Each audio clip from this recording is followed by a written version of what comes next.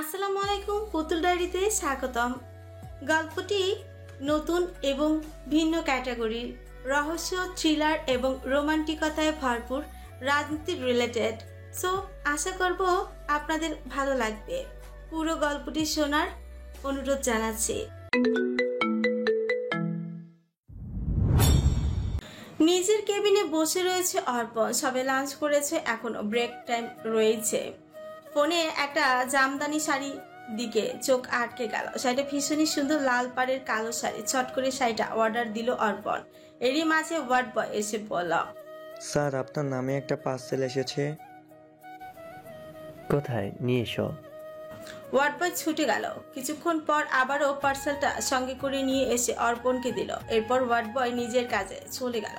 পার্সেলটা ঘুরিয়ে ফিরে দেখছিল অর্পণ। শুধুই আপনার জন্য সাহেব। লেখাটা পড়ে সঙ্গে সঙ্গে ইরার কথা মনে পড়ল। মেয়েটা বড্ড চঞ্চলা চৌধুর। ভেতরে কি রয়েছে সেটা জানার আগ্রহ বাড়তে শুরু করলো। ইরার নাম্বার বের করে কল দিল অর্পণ। সাথে সাথেই কল রিসিভ হলো। হয়তো অর্পণের ফোন আসারই অপেক্ষা করছিল ইরা। অর্পণ জিজ্ঞেস করলো, হুট করে পার্সেল পাঠালে কেন? আপনি আমাকে ভালোবেসে গিফট নাই দিতে পারেন, আমি তো দিতেই পারি। আমি কি বলেছি তোমাকে গিফট দিতে? আর কি আছে এতে? নিজেই খুলে দেখে দিন। পারবো না। আচ্ছা, তেরা লোক তো আপনি। তেরা লোকের সাথে কথা বলছো কেন? তাহলে রেখে দিন। কথা বলতে কে বললো? তুমিও কম টেরা না। আপনার সাথে সারা জীবন তেরামি করব। অর্পণের ক্ষীণ হাসি ইরা দেখতে পেল না। দেখলে হয়তো প্রেমে পড়ে যেত। নীরবতাই সহ্য হলো না ইরার। তেজি স্বরে শুধালো, লাইনে আছেন তো নাকি? কি বলবে বলো। আমি তো ভাবলাম ফোন কানে, দেখে হয়তো ঘুমিয়ে পড়েছেন আপনি। তোমার মতো কুম্ভকর্ণ নাকি আমি? কি বললেন আপনি আমাকে? আমি কুম্ভকর্ণ? কুম্ভকর্ণ তো আপনি। সেদিন সকালে কল দিয়েছিলাম, পড়ে পড়ে ঘুমাচ্ছিল কে? আমি না আপনি? রাতভর কথা কি বলছিল? অবশ্যই আপনি। অপর প্রান্তে মানুষটা কে ছিল তাহলে? কি জানি। শপিং মল থেকে বের হয়েছে প্রলয় আর ভূমি। ব্যবসা গরমে অতিষ্ঠ প্রলয়। এতক্ষণে এসির মাঝে ছিল বলে গরম অনুভূতি হয়নি। রাস্তার আশেপাশের ফুটপাতে আইসক্রিম দোকান বসেছে। প্রলয় একটিবার ভাবলো ভূমিকে আইসক্রিম কিনে দেবে। ভূমিকে গাড়িতে বসে সেইখানটায় গেল। যাওয়ার আগে ভূমিকে বারবার বলে গিয়েছে গাড়ি থেকে যেন না নামে। গাড়িতে বসেই থাকতে একটু ভালো লাগছে না ভূমি। ভাবলো একটু গাড়ি থেকে নেমে পাশে দাঁড়াবে। গাড়ির জানলা খোলাই ছিল। ভূমি দেখলো প্রলয় রাস্তা পার হচ্ছে। চট করে বের হয়ে বাইরে দাঁড়ালো। এখন কিছুটা ভালো লাগছে। লোক সমাগমও খুব বেশি নেই। সবারই তো নিজস্ব কাজ থাকে। ভূমির দিকে সেদিকেই তাকিয়ে দেখছে। ভূমি এদিক সেদিক তাকিয়ে দেখছে। দুটো আইসক্রিম কিনে নিল প্রলয়। যখন পেছনে ঘুরলো তখনই দেখতে পেল পেছন থেকে একটা সাদা রঙের গাড়ি ছুটে আসছে। কয়েক সেকেন্ডের পথ। মস্তিষ্ক ফাঁকা লাগছে। দিক বেদিক শূন্য হয়ে পড়ল প্রলয়। এইদিকে রাস্তার কিনারায় দাঁড়িয়ে আর তার আসার অপেক্ষা করছে ভূমি। মেয়েটাকে বারবার বলা হয়েছিল গাড়ির থেকে যেন না নামে। ভূমিকে একা ফেলে আসা তার সম্পূর্ণ ভুল ছিল। এই একদিকে রাগ, অন্যদিকে ভূমিকে হারিয়ে ফেলার ভয় মাথায় জেঁকে বসেছে। হাত থেকে আইসক্রিম দুটো পড়ে গেল। প্রলয় সর্বস্ব দিয়ে দৌড় লাগালো। মনে মনে একটাই দোয়া করছে ভূমির যেন কোনো ক্ষতি না হয়। দরকার পড়লে সে যেন ক্ষত বিক্ষত হয়। ধুলোবালি জমা রাস্তায় ছিটকে পড়েছে ভূমি। আতঙ্কের মাঝে রয়েছে সে। চোখের পলক ফেলতে বেমালুম ভুলে গেল যেন একটু হলেই সব শেষ হয়ে যেত। গাড়িটা তার উপর দিয়ে চলে যেত ভাবতে শরীর কাটা দিয়ে উঠেছে। তার উপর গিয়ে পড়েছে প্রলয়। ভূমিকে বাঁচাতে গিয়ে হাতে ব্যথা পেয়েছে। সাদা রঙা গাড়িটা এখানে নেই। প্রলয় গাড়ির নাম্বার দেখে রেখেছে। একটুর জন্য ভূমি আজ বেঁচে গেল। ভাগ্যের সময় মতো প্রলয় চলে এসেছিল। হারিয়ে ফেলার আশঙ্কা থেকেই রাগটা তর তর করে মাথায় চড়ে বসে। সর্বশক্তি দিয়ে ভূমির গালে চড় মেরে বসলো প্রলয়। ইচ্ছে করছে এক্ষুনি মেয়েটাকে মেরে ফেলতে। একটুর জন্য প্রলয়ের প্রাণ পাখি উড়াল দিচ্ছিল। চর খেয়ে ভূমির কোনো প্রতিক্রিয়া নেই। বা গালটা ব্যথা টনটন করছে। প্রলয়ের মতো কাঠখোট্টা লোকের হাতে চর খেয়েও থম মেরে বসে রয়েছে ভূমি।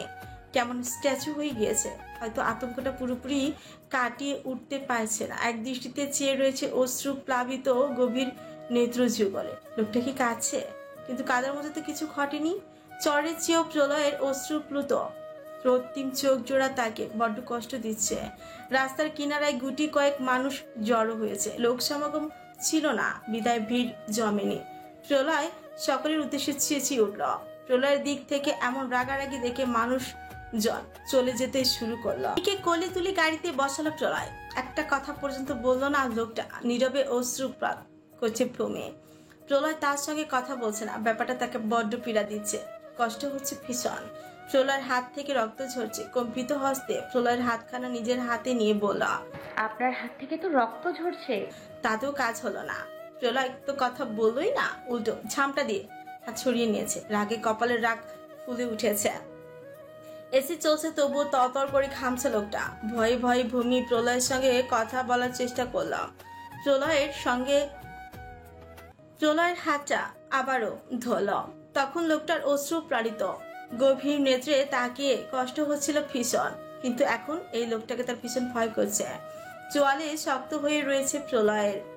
গাড়ির জানালা আটকে রাখা। ভূমি পুনরায় কিছু বলতে নেবে, এরই মাঝে প্রলয় তার হাতটা নিজের বক্ষস্থলে চেপে রেখেছে।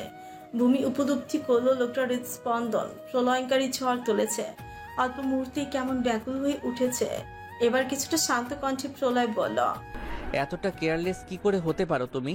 তোমাকে আমি বলেছিলাম না গাড়ি থেকে নামবে না, কথা শুনলে না কেন? কণ্ঠস্বর কিছুটা খাদে নামিয়ে ভূমি বলল, দুঃখিত, আমি আসলে বুঝতে পারিনি। একটু হলেই আজ আমার জীবনটা এখানেই থেমে যেত, ভাবতেই নিজেকে ছন্নছাড়া লাগছে। প্রলয়ের কণ্ঠস্বর ভারী শোনালো। ভূমি তাকালো প্রলয়ের চোখের দিকে। লাল হয়ে রয়েছে গভীর চোখ জোড়া। ভূমির হাতে শব্দ করে অধর ছোঁয়ালো প্রলয়। নিজেকে স্বাভাবিক করতে বলল, হাত কেটে গিয়েছে, একটু ফু দিয়ে দাও। অন্যদিকে উচ্ছ্বাসিত অর্পণ পার্সেলটা খুলেছে। র্যাপিং করা হয়েছে। র্যাপিং কাগজটা গোলাপ ফুল আর লাভ আঁকিবুকি করা। খুবই নির্ভীতে খুললো অর্পণ। ভিডিও কলে রয়েছে ইরা। বসে বসে এক পলক দেখছে অর্পণকে। লোকটা খুবই শিথিলভাবে র্যাপিং খুলতে দেখে হাসি পেলাম। শব্দ করে হেসে উঠলো মেয়েটা। হাসতে হাসতে বলল, এমন ভাবে পার্সেল খুলছেন যেন একটু এদিকে সেদিকে হলেই সব শেষ। এই, তুমি এইখানে বোমা টোমা রাখোনি তো? হ্যাঁ, বোমাই রেখেছি। কিছুক্ষণ পরেই আপনি পুশ। এখন আবারও পার্সেল খোলায় মনোযোগী হলো। বক্সের ভেতর একটা ঘড়ি, পারফিউম, ওয়ালেট আর একটা টেরি। এগুলো দেখে তার চক্ষু চড়কাজ। মেয়েটার বাচ্চা মতে হাসিও পেল ভীষণ। একটা গোলাপও রয়েছে, সাথে ছোট্ট একটা চিরকট। এই যে ম্যাম, এগুলো কি? হ্যাঁ, আপনি কি এখনো টিনেজার হয়েছেন? কেন, আপনার পছন্দ হয়নি? একটু থেমে বললাম, পছন্দ না হলেও এগুলো আপনাকে ব্যবহার করতেই হবে। সে না হয় করলাম, তবে আমাকেও তো রিটার্ন গিফট দিতে হবে। কি দেওয়া যায়? আপনি আমাকে গিফট দেবেন? হ্যাঁ, রিটার্ন গিফট। তাহলে চুমু দিন, একটা গাঢ় চুমু। ইরার কথায় কাশতে শুরু করলো অর্পণ। মেয়েটা মাত্রাতিরিক্ত চঞ্চল, অনেকটা দুষ্টু প্রকৃতির। টেবিলের উপরে থাকা পানিটা ছকছক করে পান করলো, তবু কাশি থামছে না তার। ইরা আবারও বলল, কেমন ভুল বললাম? এভাবে কাশছেন কেন? কল রাখছি, আমার কাজ আছে। সন্ধিবেলা 15 তারিখ থেকে এসএসসি পরীক্ষা শুরু হয়ে যাবে। দম ফেলারও সময় নেই পূর্ণতা পুষ্পিতার। মেয়ে দুটো কত ভেবেছিল ভাই রিসেপশনের জন্মদিনে কত মজা করবে, কিন্তু তা আর কোথায় হবে। খাতাটা বন্ধ করে পুষ্পিতা হাই তোল। ভর সন্ধেবেলা, খুব ঘুম আসছে তার। বই হাতে নিলেই ঘুম পায় তার। পুষ্পিতাকে একটা গাঁটটা মেরে পূর্ণতা বলল, ঘুমাচ্ছিস কেন? পড়, এখনো অনেক পড়া বাকি। কোথায় ভাবলাম 14 তারিখ খুব মজা করব, তার হলো কোথায়? সরকার আমার সুখে আগুন জ্বালিয়ে দিয়েছে। পুষ্পিতার কথা প্রতিউত্তর করলো না পূর্ণতা। পুষ্পিতা আবারও বলল, রাত তুই আর কি বলবি? তুই তো এমনিতেই পড়া পাগল। দুপুরের ঘটনাটা কাউকে জানায়নি প্রলয়। ভূমিকেও বারণ করে দিয়েছিল জানাতে। শুধু শুধু সবাইকে টেনশনে ফেলার কোনো মানে হয় না। ব্যাপারটা সে নিজেই সামলে নিতে পারবে। এখন সবটাই বুঝতে পারছে প্রলয়। ছেলের এভাবে হাত কেটে যাওয়া নিয়ে এক বেলা চেঁচিয়ে বাড়ি মাথায় তুলেছেন মাধুরী। ছেলের কিছু হলে সহ্য করতে পারে না তিনি। ছোটবেলায় একবার সিঁড়ি থেকে পড়ে গিয়ে চিবুকের অনেকটা অংশ কেটে গিয়েছিল। 3টে সেলাই লেগেছিল। সেদিন ছেলের এমন অবস্থায় কেঁদে কেটে একসা পড়েছিলেন মাধুরী। মোর্শেদ শিকদার তো মাঝে মাঝেই ওনাকে খেপান। আজ ডান হাতে ব্যথা লাগায় প্রলয়কে মাধুরী খাইয়ে দিয়েছে। খাওয়ার পর্ব শেষ হতে প্রলয় তার ঘরে চলে এলো। দুপুরের রাগটা এখনো কমেনি, কিন্তু রাগ ব্যক্ত করছে না কারোর সামনে। এরই মাঝে হাত মুছতে মুছতে ঘরে প্রবেশ করলো ভূমি। তাকে দেখা মাত্রই উঠে দাঁড়ালো প্রলয়। বড় বড় পা ফেলে ভূমির সমীপে এগিয়ে গেল। প্রলয়কে এভাবে কাছে আসতে দেখে অবাক হয়ে হলো না। ভূমির সমীপে এলে সমস্ত রাগ মূর্ছা যায় প্রলয়ের। ভূমিকে নিজের কাছে টেনে এনে ঠাস করে দরজা আটকে দিল সে। স্বাভাবিক কণ্ঠে ভূমিকে জিজ্ঞেস করলো, এতক্ষণ নিচে কি করছিলে? এতক্ষণ কোথায়? একটু আগেই তো সবার খাওয়া দাওয়ার পর্ব শেষ হলো। কিন্তু আমার যে মনে হলো তুমি ঘন্টার পর ঘন্টা আমার থেকে পালাই পালাই করো। ভূমি ফ্যালফ্যাল করে চেয়ে রইল। লোকটা কখন কি কথা কিভাবে বলে, মাঝে মাঝে তার বোধগম্যই হয় না। ভূমির হাই তুলতে ইচ্ছে করছে, ঘুমও পাচ্ছে একটু একটু। প্রলয় বুঝতে পেরে বলল, তুমি শুয়ে পড়ো, আমার একজনকে কল করার আছে, আমি 5 মিনিট পর আসছি। কথাটা বলেই বারান্দার দিকে চলে গেল প্রলয়। ভূমি বিছানায় গুছিয়ে এত কিছুর মাঝে চুল বাঁধেনি সে। আয়নার সামনে দাঁড়িয়ে হাত খোপা করা চুলগুলো খুলে ফেলল ভূমি। ড্রেসিং টেবিলের উপর থেকে কাকই তুলে নিল অন্যদিকে। বারান্দা দাঁড়িয়ে ক্রমাগত মোবাইলে টাইপিং করছে প্রলয়। মেসেজ টাইপ করার সময় চোখ মুখ দিয়ে যেন আগুন ঝরছিল। কাজটা একদমই ঠিক করলেন না আপনি। আমার জানের দিকে হাত, এর শাস্তি তো এই সেহেরিস আরশান প্রলয় ঠিকই নেবে। একটু থেমে ঠোঁট উঁচে শব্দ করল। এরপর আবারও লিখল, সেহেরিস আরশান প্রলয় যে কারো ঋণ রাখে না মিস্টার। মেসেজ পাঠিয়ে প্রলয় তার বিশ্বস্ত অনুচর রবিনকে কল করলো। কল করার সঙ্গে সঙ্গে রিসিভ করলো রবিন। অপর প্রান্ত থেকে কিছু শোনা গেল না। প্রলয় নিজে থেকেই বলল, একটা গাড়ির নাম্বার দিচ্ছি, গাড়িটা কে চালাচ্ছিল সেই খবরটা আমাকে নিয়ে দিবি। পারলে লোকটার একটা ছবি আমাকে পাঠাবি। সেই লোকটাকে আমার চাই, অ্যাট এনি কস্ট। অনেকক্ষণ হয়ে গেল প্রলয় ঘরে আসছে না এখনো। ড্রেসিং টেবিলের সামনে দাঁড়িয়ে রয়েছে ভূমি। অপেক্ষারত রমণী হতাশ হচ্ছে প্রলয় আসার অপেক্ষায়। লোকটা কি বুঝতে পারছে না তার জন্য কেউ একজন অপেক্ষা করছে? না না, আর অপেক্ষা করা যাচ্ছে না। পেছন ফেরার জন্য উদ্যত হওয়ার আগে দরজাটা আটকানোর শব্দ কর্ণগোচর হলো। আয়নাতে প্রলয়ের প্রতিবিম্ব দেখতে পেল। ভূমি একটু নড়ে চড়ে দাঁড়ালো, দোল খেলো লম্বা বেনুনি। বারান্দা থেকে ফিরে ভূমিকে আয়নার সামনে দাঁড়িয়ে থাকতে দেখলো প্রলয়। তার মানে মেয়েটা এখনো ঘুমায়নি। প্রলয় একবার ঘড়ির দিকে তাকালো। রাত 12টা বাজতে চললো। মেয়েটা এখনো ঘুমাচ্ছে না কেন? কিছুই না বলে বিছানায় আছোয়া হয়ে বসলো প্রলয়। ভূমির মনে হলো লোকটা তার উপর রেগে আছে। রাগার যথেষ্ট কারণ আছে বইকি। বিকেলের কথাটা মনে পড়ে গেল। ভূমি কাচুমাচু হয়ে চলে সামনে গিয়ে দাঁড়ালো। দেখেও না দেখার ভান করে বসে রইল প্রলয়। এমনিতে তো কথা ঝুলি নিয়ে বসে। প্রলয় আজ নিজে থেকে কথা বলছে না। লোকটা কি তার উপর মারাত্মক রেগে রয়েছে? প্রলয়ের চুপ থাকা সহ্য হচ্ছে না তার। ভূমি বুকা বুকা কণ্ঠে শুধালো, আপনি কি আমার উপর এখনো রেগে আছেন? ফোনের দিক থেকে মুখ তুলে তাকিয়ে প্রলয় বলল, তোমার কি তাই মনে হচ্ছে? প্রলয়ের মুখোমুখি বসে জিজ্ঞেস করল, কই বাড়ি ফেরার পর তো একটা কথাও বললেন না। একটু সোজা হয়ে বসে প্রলয় আবার বলল, একটু ব্যস্ত ছিলাম আমি, এখন তো কথা বলছি। পরক্ষণেই প্রলয়ের মনে পড়লো এত কিছুর মাঝে ভূমি কোথায় ব্যথা পেয়েছে কিনা। জানা হলো না। তস্ত্রভঙ্গিতে জিজ্ঞেস করলো, ভূমি তখন রাস্তায় ছিটকে পড়েছিলে, কোথাও কি ব্যথা লেগেছিল? দুই দিকে মাথা ছাকিয়ে বলা। মিথ্যে বলল ভূমি। কোমরে কিছুটা ব্যথা পেয়েছে, কিন্তু প্রলয়কে জানতে চাইছে না। পাছেই না লোকটা আবারও তার উপর রেগে যায়। বুকে হাত গুজে প্রলয় ভূমিকে বলল, তখন তো আমি দেখলাম তুমি ঠিক মতো হাঁটতে পারছিলে না। প্রলয় কখন দেখলো জানা নেই তার। ধরা খেয়ে গেল যেন। আমতা আমতা করতে শুরু করলো। প্রলয় আবার বলল, লাইট অফ করে এসো। প্রলয়ের কথা মতো ধীর গতিতে বিছানার অপর পাশে চলল। এরপর লাইট বন্ধ করে প্রলয়ের পাশে গিয়ে শুয়ে পড়ল।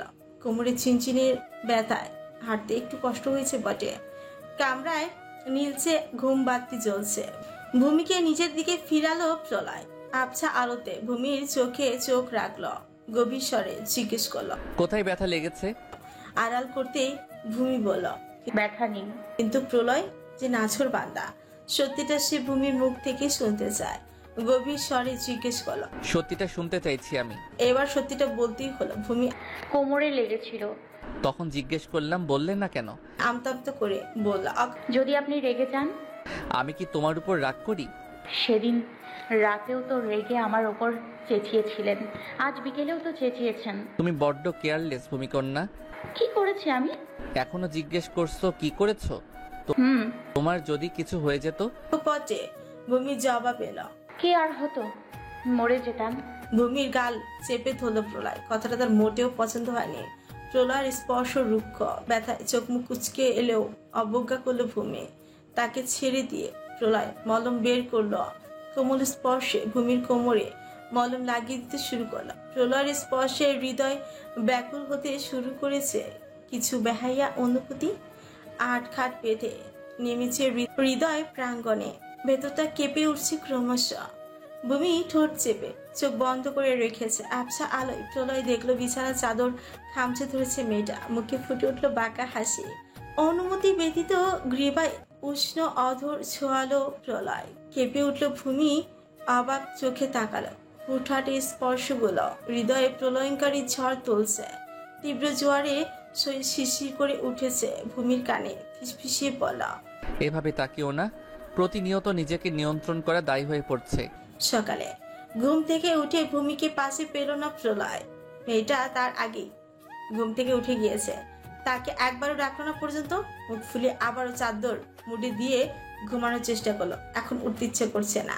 রান্নাঘরে ফিরোজের সঙ্গে কিছু কাজে হাত লাগালো। আধ ঘন্টা পর ভূমি ঘরে এসে দেখলো প্রলয় এখনো ঘুম থেকে ওঠেনি। মুখের উপর থেকে চাদর সরালো, কিন্তু একই লোকটা কোথায়?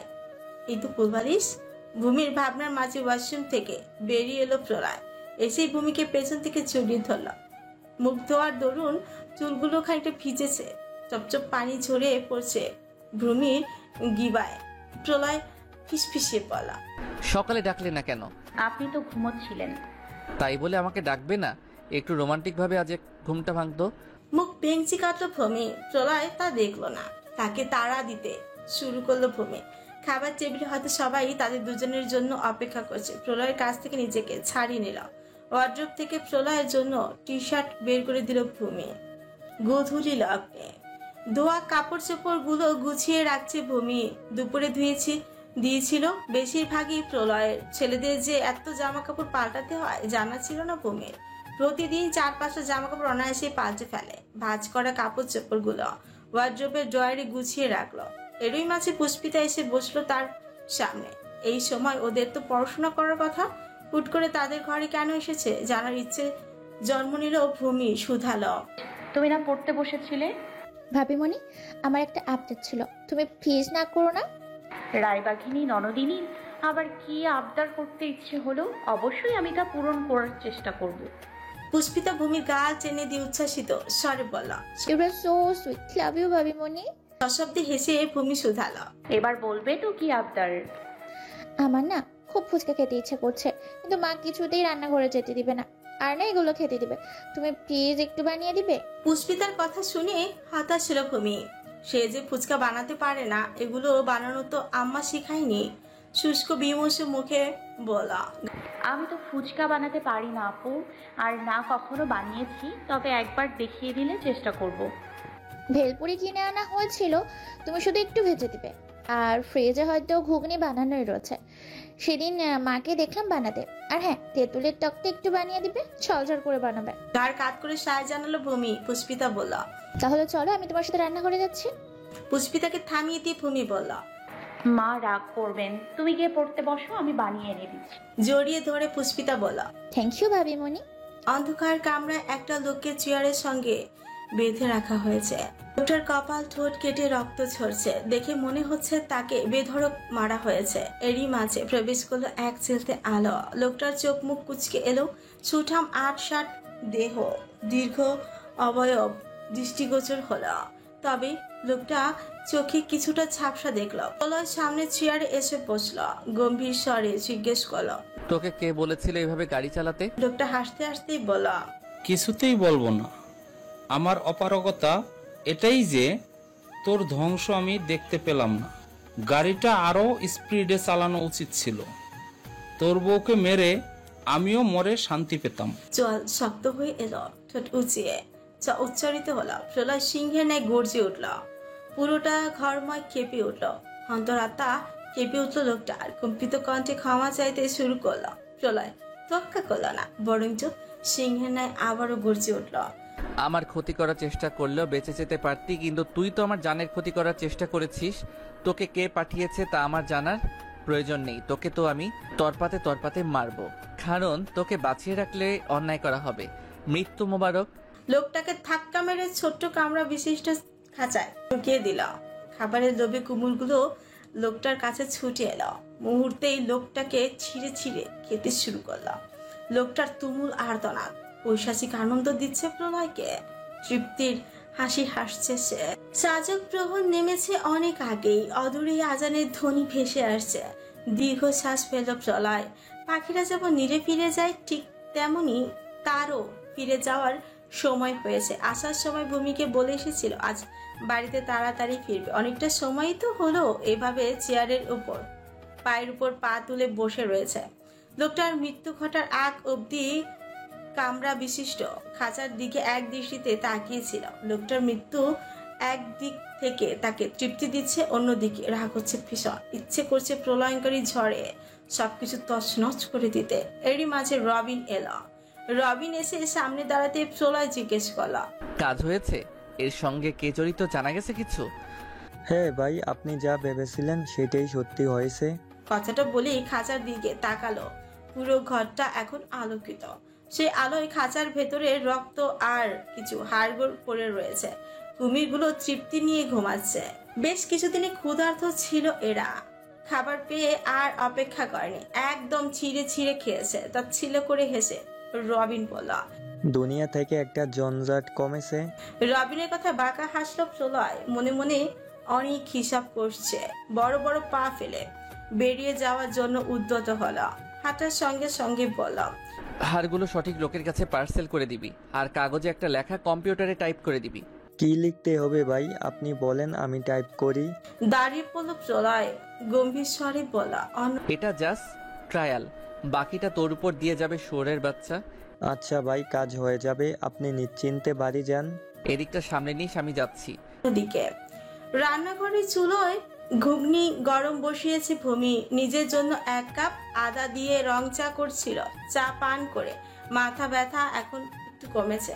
দুপুরে ঘুম না হওয়ায় দারুণ মাথা ধরেছিল, কিন্তু পুষ্পিতার বায়না ফেলতে পারল না সে। ঝটপট তেঁতুলের কাজ বের করে ফেল।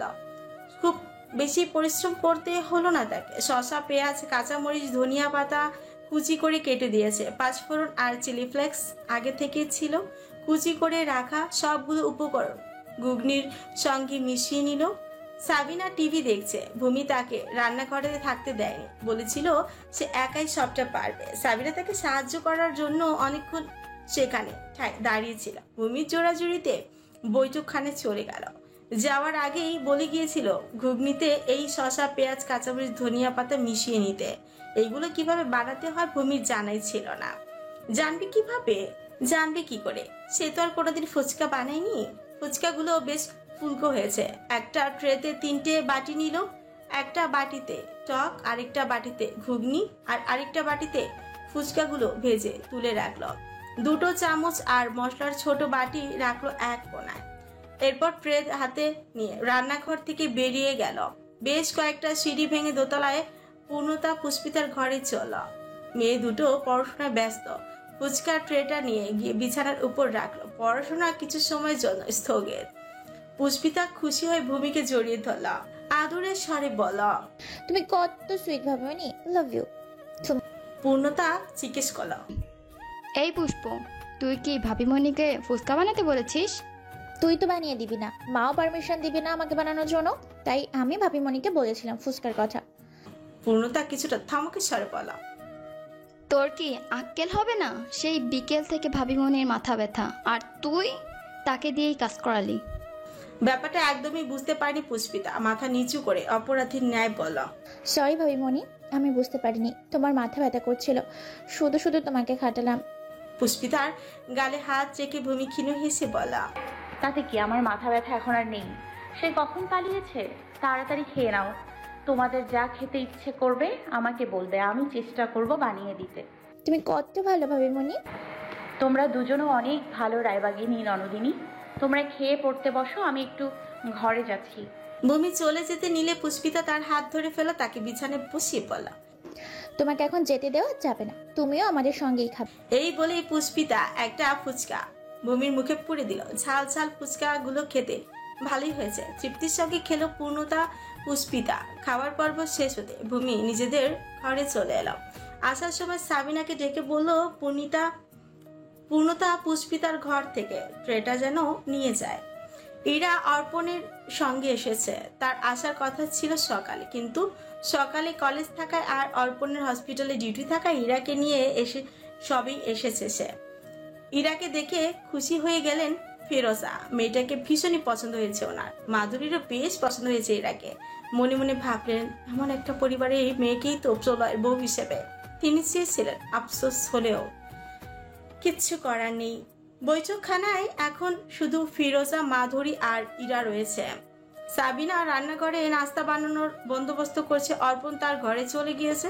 সারাদিন ডিউটি করে সে ভীষণ ক্লান্ত। ইরা জিজ্ঞেস করলো, আন্টি ভূমির ঘরটা কোথায়? আমি একটু ওর সঙ্গে দেখা করতে চাই। মাধুরী জিজ্ঞেস করলেন, তুমি ভূমিকে চেনো কি করে? নিচু স্বরে ইরা বলল, আমরা তো একই গ্রামের, মহু আন্টি আমাদের বাড়িতে। ইরাকে আর কিছু বলতে দিলেন না ফিরোজা। কথার মাঝে আটকে দিলেন তিনি। মহুয়া যে ইরাদের বাড়িতে কাজ করেন সেটা যদি মাধুরী জানতে পান তাহলে আবারও আরেকটা অশান্তি শুরু করবেন।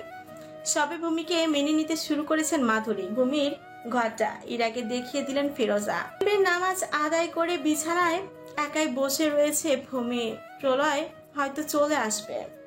বারবার ঘড়ির সময় দেখছে। লোকটা দুপুরে কিছু খেয়েছে কিনা জানা নেই।